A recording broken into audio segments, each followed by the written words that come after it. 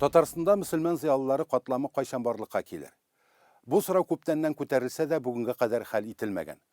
Бүген Россия Ислам институты һәм Болгар Ислам академиясе әзерләгән кадрлар бу мәсьәләне хәл итә аламы? Мәрҗани мәчетендә узган түгәрәк өстәлдә әлеге проблемалар күтәрелде. Октябрь инкыйлабына кадәр булган татар дини мирасы бүген ни дәрәҗәдә укытыла? Һәм алдагы елларда мөселман зыялыларын көтәргәме? Фикер алышуны Айзат Шаймерданов тыңлады. Бүген Татарстан Россиядә иң күп ислам уку йортлары булган республика, Мөхәммәдия 1000 еллык мәдрәсәләре эшли. Россия Ислам институты югары белем һәм Болгар Ислам академиясе академик белем бирә. Соңгы елларда аларның укыту планына Октябрь революциясына кадәр язылган татар дин галимнәренең дә хезмәтләре кертелә башлады. Ахмад Хати Максудиның инде Гыйбадат Исламия ул күптән инде өстәл китабы булып тора. Хәзер без әкрен-әкрен мәдрәсәләрдә татар менә илаһият гыйлеме тарихын керттек, ягъни анда хезмәтләр турында, шәхесләр турында беләләр. Аннан соң Ризадин Фәхретдиновның хәдисләр буенча Җәмил Калим шәрхе, ул хәдисләр буенча дәреслек буларак файдаланыла. Аннан соң Шәһабетдин Мәрҗәнинең менә язылган хезмәтләре акыйда һәм фикъ буенча аны остазлар файдаланалар. Чөнки ул шактый, мәсәлән, Шәһабетдин Мәрҗәнинең хезмәтләрен аның теге беренче, икенче курс, хәтта 4нче курс студентлары аңлый торган түгел. Һәм шуңа күрә ул бары тик укытучылар тарафыннан аңар нинди дә булса шәр бирелсә генә аны аңлатырга мөмкин. Мөхәммәшин сүзләренчә, мәдрәсәләр классик ислам белеме бирергә тиеш. Ә менә Россия Ислам институтының максаты башка, мөселман зыялыларын тәрбияләү. Институтның доценты Резида Сафиуллина бүгенгә кадәр бу катлам барлыкка килмәде дип саный. Бүгенге көндә мусульман өммәте өчен бүгенге көн интеллектуаллары кем ул? Һәм көн тәртибендә, көн үзәгендә булган шундый актуаль сорауларга җавапларны кем бирә ала? Акыл ияләре. Дин әһелләре генә мөмкин түгел. Мусульман интеллигенциясе катламын булдырырга кирәк дибез бүгенге көндә. Моны кем булдырырга тиеш соң? Кемнәр соң ул шәхесләр?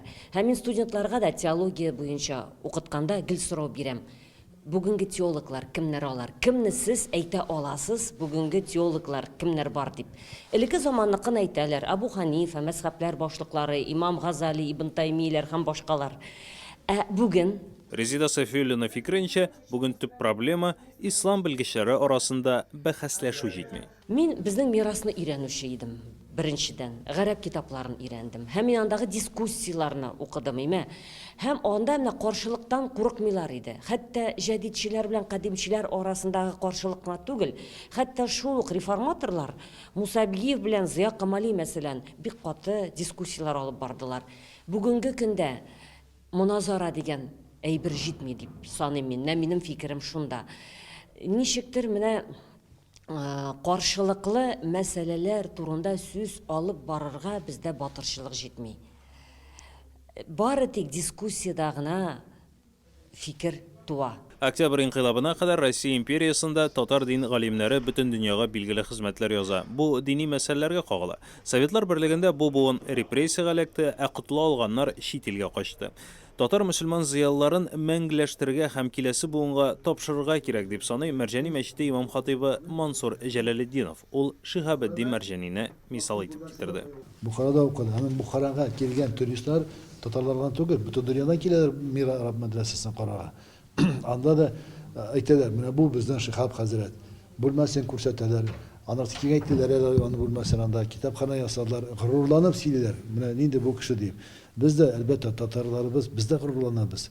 Андый шәхес белән. Менә моны без ничектер үзебезнең буыннарыбызга, үзебезнең киләчәк балаларыбызга без аны калдырырга тиешбез. Бу бит мирас. 19-нчы гасыр ахыры, 20-нчы гасыр башында татар мөселман зыялылары иҗтиһад кыла. Мәрҗани мәсәлән, җәй көне озын көннәрдә ястү, кичке намазны укуның фарызлыгын дәлилли. Гәрчә, моңа кадәр озын көннәрдә кояш тулысынча батып бетмәгәнгә, ягъни шәфәг уты калганга, ястүне укымый торган булганнар. Айзат Шаймерданов, Татарлар, Казан. Яңа гасыр каналының